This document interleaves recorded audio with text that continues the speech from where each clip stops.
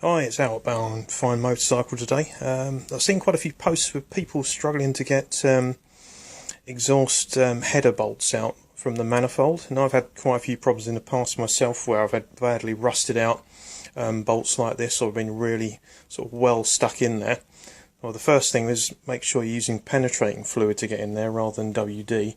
WD evaporates out too quickly, whereas penetrating oil will sit there and actually do the job properly if you leave it for a day or so and keep coming back to it.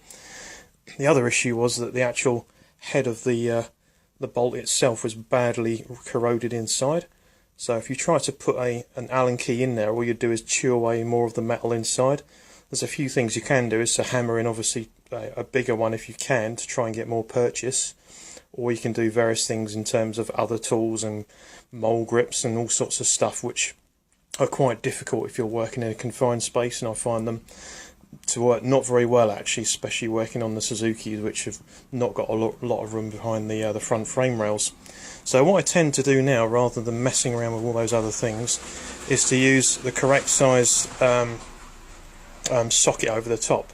Now this one's a 12mm, so you don't want to use your best sockets. You actually want to use something you're not too bothered about, an old set that you've got lying around, or Imperials if you're not using them on metric size machinery anymore.